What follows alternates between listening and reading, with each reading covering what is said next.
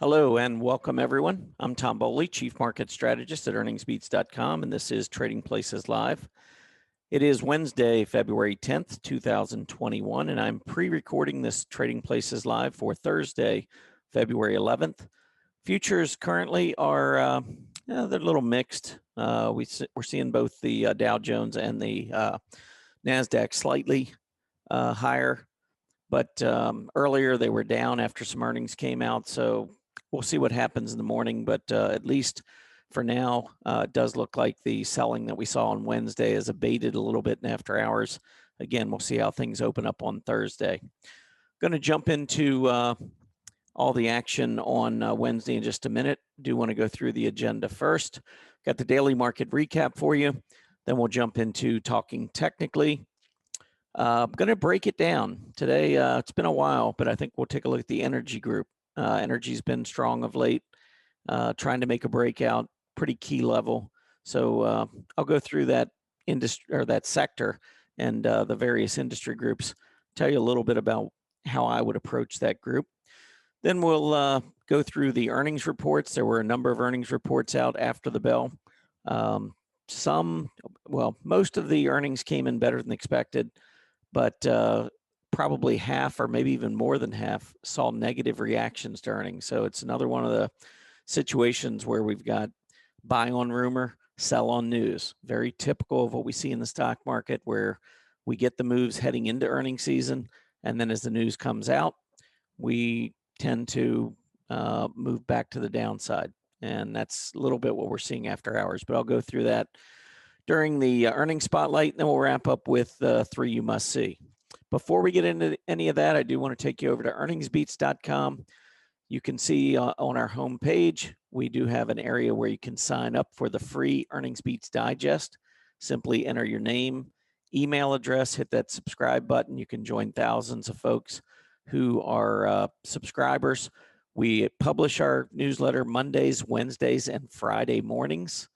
And that newsletter does normally come out before the market opens on those 3 days. So I think it's an educational type of newsletter. I think it'll help with your trading, maybe pick up a few, tidbits that will help in your trading. But you might just want to check that out. So anyhow, just go into earningsbeats.com and type in your name, email address, hit that subscribe button. There's no credit card required, and you can unsubscribe at any time. All right, let's move on to the action on Wednesday. We finished relatively flat. You can see the Dow Jones was up 62, the S&P 500 was down 1, the NASDAQ was down 35. So it was a little bit of a bifurcated market on Wednesday, where we did see a little bit more relative strength in the Dow. Looking at the mid caps and small caps, also a little bit of weakness here. Mid caps were down almost 4 points. Small caps down a little bit more than 4 points. And on a relative basis, small caps down a little bit more than 1/3 of 1%, which was worse than the other indices. As far as the sectors go, energy, I mentioned that I'll be taking a look at energy in just a few minutes. But energy, the XLE up almost 2% on Wednesday, finishing at 44.71 and challenging the high that we saw back in January. That's also a high that's very similar to what we saw all the way back in June of 2020. So energy is very interesting at this point. We'll see whether or not we get that breakout.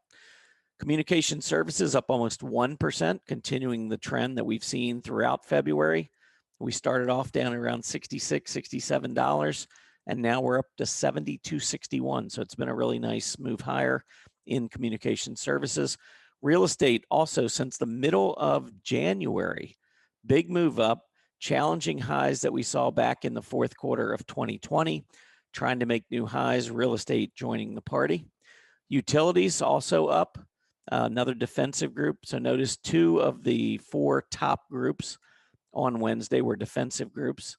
And energy, which I consider more of a neutral group, it's a little bit dependent on what's going on with the dollar. But those 3 groups are not among the aggressive groups. So we weren't being led really by aggressive stocks on Wednesday.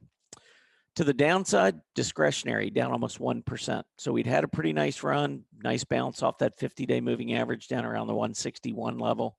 Got up to about 173, 174, and we pulled back 1% on Wednesday. I think that's fine action overall. The trend remains higher. 10-year Treasury yield.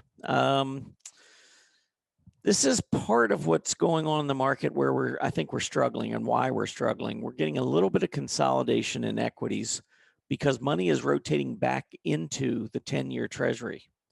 The yield dropped about 2.5 basis points to 1.13%.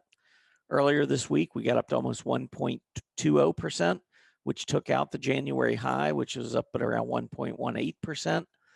And so it looked like we might be breaking out, but instead we reversed to put in that bearish engulfing candle on the 10-year Treasury yield, and we've been moving down since then. So I think we're looking at a little consolidation here in the market, in the stock market, with a little pullback in the Treasury yields, meaning money rotating into Treasuries. As far as economic news goes, on Thursday, we do have initial jobless claims coming out in the morning. The expectation there is that we're going to see 760,000. Last week, there were 779,000 initial jobless claims. So we are expecting that to trek down maybe just 2-3% or so. All right, let's keep moving. I want to get into talking technically, and really what I want to look at for talking technically is just the divergences, negative divergences that have appeared on this move to the upside. So if you look at the hourly chart, you can see the S&P 500 after bottoming back on January 29th had been moving higher. Notice the PPO down at the bottom turns back up, moves through the center line, and all the way through February 5th, maybe even February 8th, which was Monday. You can see the PPO was setting new highs as prices kept moving higher. But then yesterday, Tuesday, and today, Wednesday, you can see that PPO rolling over. So the last 2 days, Tuesday and Wednesday, we've seen higher prices, but that 60-minute PPO has actually rolled over and started to turn back to the downside. So the good news is that the PPO is positive, so it's telling us momentum is good, but the problem is it's just that momentum is slowing. So momentum is positive, but it's slowing. And a lot of times that will result either in some short-term selling or short-term consolidation. And it looks like it's going to be the latter. We saw some selling early in the day on Wednesday, but then we recovered. I suspect we could see a little bit more sideways action. I want to annotate for you prior resistance, which is now support.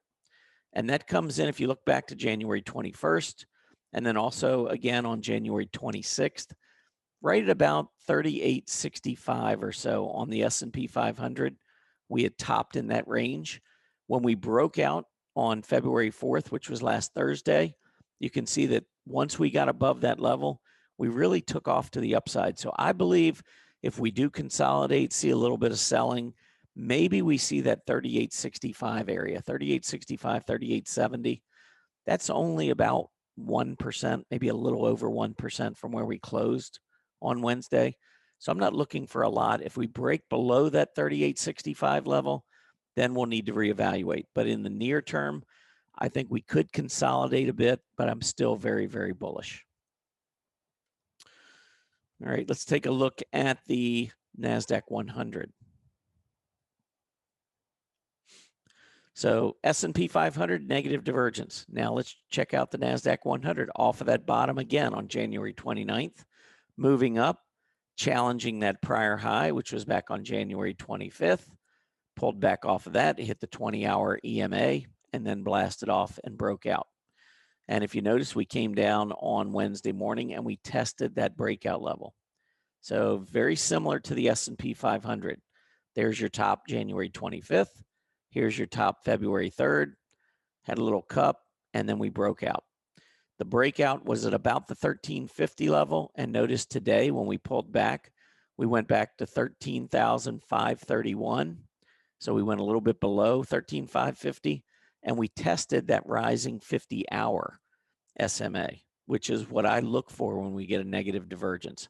I look for a 50 period SMA test and or a PPO centerline test. We got a little bit more room to go there. So I wouldn't be surprised maybe if we pull back a little bit, could be another 100 points on the NASDAQ 100, 13,550. I don't expect we'll see a lot more than that in the near term. But again, if we do, we'll have to reevaluate in the short term. Actually, you know, if we go below that level, I would probably be looking to about this gap support area. So you can see the big gap up we had on February 2nd. Didn't quite get back down there and test the top of that gap support. So if we lose 13,550, then I think we could be looking at maybe another 180 points or so, which would be about 1.5% or just under 1.5% additional below that 13,550 area. All right, let's keep moving on. So let's go ahead and move into break it down. So in this sector, what I generally look for is I always take a top-down approach. So the first thing I'm going to do is look at the chart on the XLE, which is the sector ETF for energy. And when I look across here, I'm going to look for key support levels, key resistance levels, and so forth. Let me put this up on a chart. There we go. Doesn't have all the relative strength. We don't need that for this. But if you take a look and you see where we topped back on June 8th, long time ago, the XLE topped at about $45 back then. Now, we'd gone all the way down to 21, 22, and that was the reaction high. And then we went through another period lower for several months, and then we started making our way back. January, we got up to 45. We pulled back to the 50-day moving average, and now here we are again at 45. I believe we're going to break out. I think that in a secular bull market, you tend to see strength across the board, and not just in the aggressive areas, but in a secular bull market, you tend to see wide participation in just about every area to the upside. So I fully expect that we're going to break out on energy. The question, however, is do we lead? Do we lead? Does the energy group lead the S&P 500? So the first step is, can we make this breakout? You can see we're right up against key resistance. I think we're going to do it. And I think we're going to do it soon. If not on Thursday, I think probably within the next couple of days to a week, I think we will break out. But on a relative basis, do we lead? Does energy lead to the upside? And so let's take a look at what that looks like. Now, again, before we switch over, the price, the absolute price resistance is right at about 45. There's your June high. There's your January high. And here we are again in February. So I think it's pretty easy to see that line going across. Now let's take a look on a relative basis.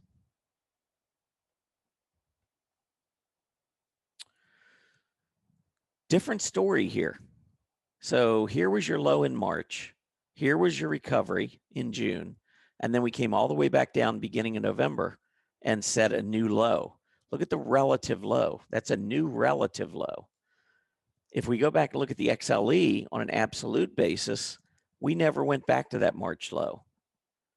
So the first thing you have to understand is the March absolute low has held, but the March relative low has not held. And that's really important when you think about where you want to commit your capital. You want to know what's leading and what's not.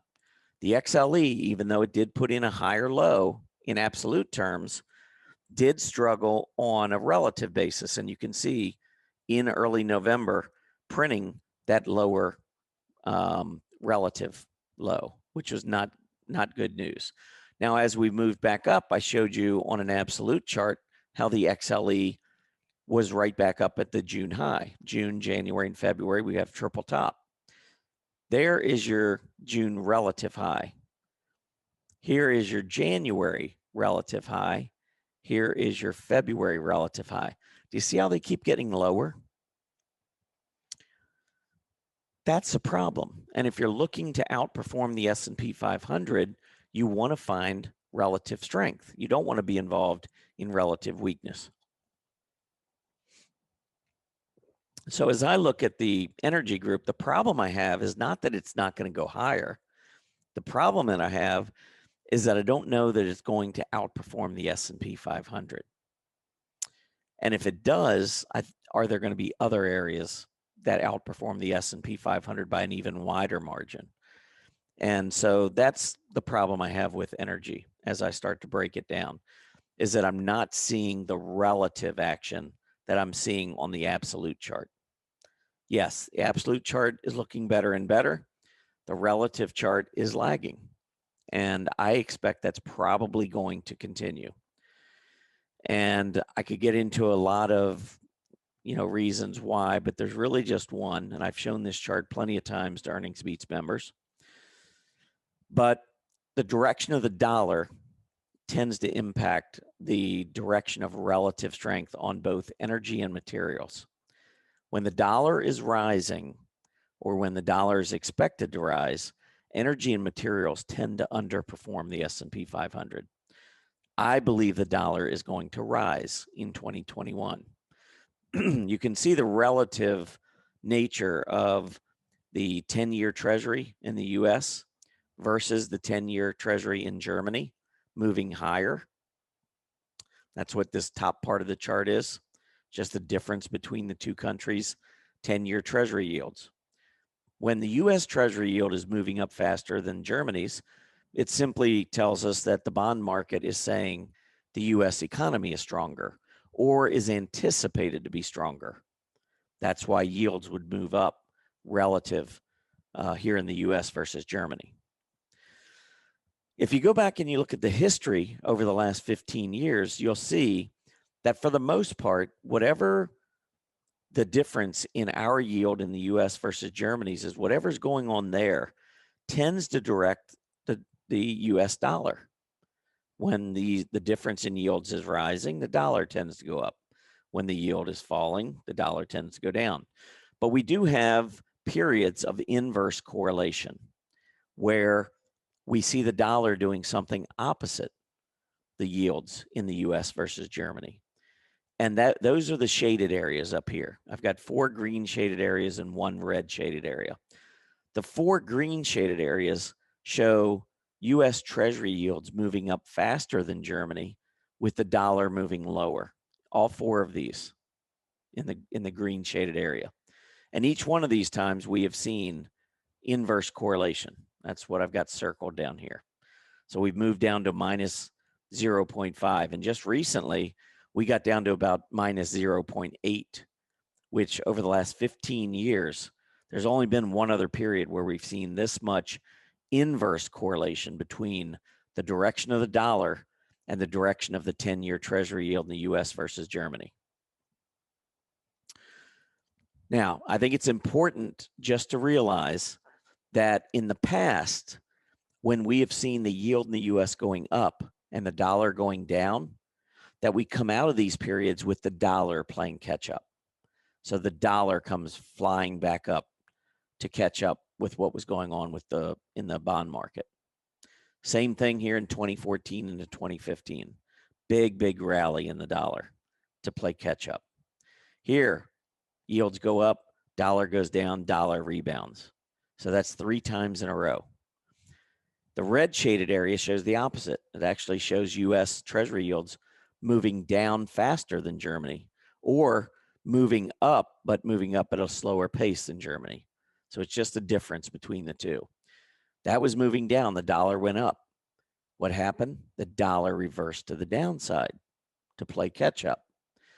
What we've seen over the last 6 months or so is US Treasury yields moving up faster than Germany's. So that should mean a rising dollar. But the dollar's been falling. Hence, there's your inverse correlation. Now, if the dollar is true to form, the way we've done the past several inverse correlations, we will see the dollar rally strongly. If the dollar rallies strongly, that would not bode well for energy and materials. I'm going to show you a quick little chart here. This is the dollar, going down back at the beginning of the century, 2002 to 2008. And while the dollar was going down, energy relative to the S&P 500 was going up. Materials relative to the S&P 500 was going up. Then the dollar went through this period up and down, and relative strength and weakness up and down. Couldn't really make our mind up what we were going to do in energy materials. Then we hit a bottom in the dollar in 2011, and we rallied for the next several years. During the last several years, the last decade to be exact, we have seen underperformance in both energy and materials. Now, again, the chart I showed you suggests to me that we're going to rally further on the dollar. If the dollar begins to rally back up, I just don't see the overall relative strength in energy materials in 2021. I would expect the opposite. So anyway, I thought that was kind of important to point out. All right. So if you look at energy, you say, okay, well, what do I do with energy then? Well, I think if you're going to consider getting into energy, the first thing I do is I want to look at the industry groups within energy to try to find what is working, what's not working. So I've got all of the industry groups set up in a chart list here, and I'll show you, I'll just go through energy pretty quickly. Last 3 years relative to the S&P 500, this is a weekly chart. So here are the pipelines. Since March of 2019, it has been almost straight down. Pipelines relative to the S&P 500. So we've gotten a little bounce here over the last few months, but that comes on the heels of a lot of underperformance. Not exactly a very good group. Coal was definitely picked back up again, but that was after a very, very lengthy drop on a relative basis. So I think we're probably getting a little bit of a dead cat relative bounce, if you will. Exploration and production starting to show a little bit of strength. The PPO has gone positive on a weekly relative basis. That's good. I don't like to look at groups when we're in negative territory. We've moved into positive territory. So actually, this is one of the areas I'd be interested in. I'll go through the others and show you these. You can see integrated oil and gas improving. Haven't gotten through the 50, haven't gotten back above the 0 line. Things are improving there, but we haven't quite made it. Then you've got your oil equipment services index, which is pretty strong. So I would say this, along with the exploration and production area, these are probably the two areas you want to look at. Renewable energy is strong, but that's now considered more technology. So we'll ignore that here. All right. So when you're looking at these groups, and let's go back and look at exploration and production. So here is where I'm beginning to see some strength. Now we keep chart lists at Earnings Beats. So one thing I would do is maybe go in and look at, one of our chart lists. I could pull up, let's see, how about our strong earnings chart list? And if I view all, I could see if there are any exploration and production stocks by simply going into this and typing in exploration. Okay, I'm not seeing anything there. Let's just type in maybe oil. So we do have an integrated oil and gas company that has beaten earnings expectations. And I thought enough of it from a relative basis, from a technical standpoint, that I would include it in my chart list. Let's pull the chart up. All right, so Hess Corp, you can see, has been in a nice uptrend. It's pulled back. I actually would watch this recent low here around 52. If that fails, you got another recent low before that, back at the beginning of December, right at about 47. Those are two levels to watch. I think part of the problem here is we had higher prices, lower PPO. So we've gotten a reset. Price action back to the 50-day, PPO back to the center line. Now we're starting to turn back up again. I think overall this looks pretty good. And Hess, relative to the integrated oil and gas index. A month ago was at a 52-week high. It has pulled back, but this relative pullback right here has occurred since we topped. When a stock tops and consolidates, it tends to lose relative strength. So I think everything looks pretty good here on Hess. This is one of the few stocks within the energy group that I would be interested in. One last thing I'll mention about, finding a group and then trying to find some strength is you could go into Scooter reports, large cap stocks, and just type in energy.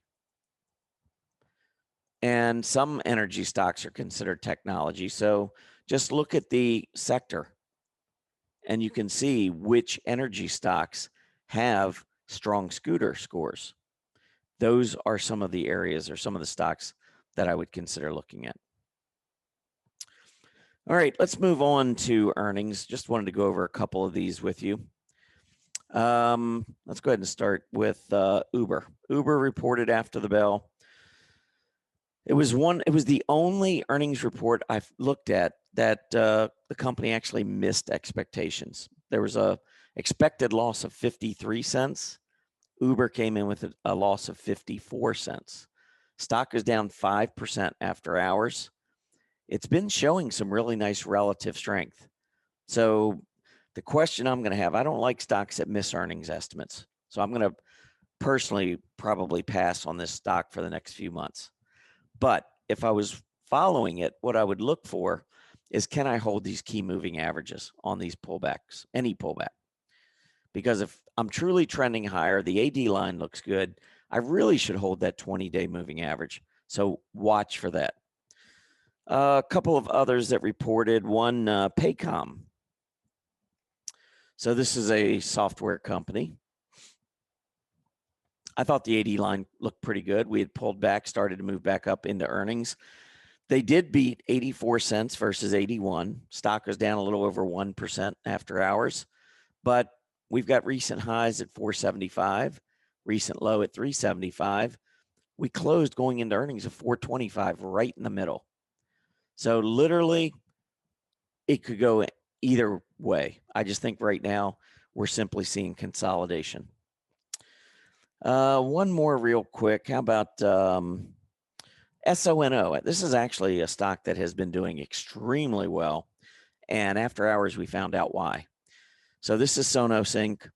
Their earnings per share came in at $1.17. Market was expecting 84 cents. Stock is up 16.5% after hours. So another big gap up. We've been seeing the stock rolling. On a relative basis, it's been strong. It's been one of the strongest stocks within one of the strongest areas. Very, very good action here. And it might even be a stock that I would consider for our portfolios in a couple weeks. All right, 3 you must see. I've had a lot of questions on some bigger large cap names. So I'm going to give you a quick and dirty on Boeing, McDonald's, and Disney. Boeing, AD line weak, not able to break above the December high, which couldn't get much above that June high. I think Boeing's got some work to do. Look at the relative weakness here. Stay away. McDonald's, it's in the restaurant area. Again, go to the relative strength. McDonald's relative to the restaurants. Horrible. A great long-term company. Horrible short-term trade. I would stay away. Last up, Disney, one of my favorite stocks in the market. AD line strengthening. We're breaking out. They do report earnings tomorrow, and look at the relative strength. Things are moving up from left to right. This is what you want to see. I think Disney will be a great performer in 2021. All right, that's it for me. Everybody have a great rest of your Thursday. I'll be back next week at Earnings Beats on Monday for your next Trading Places Live. Have a great rest of your week and weekend, everybody. Happy trading.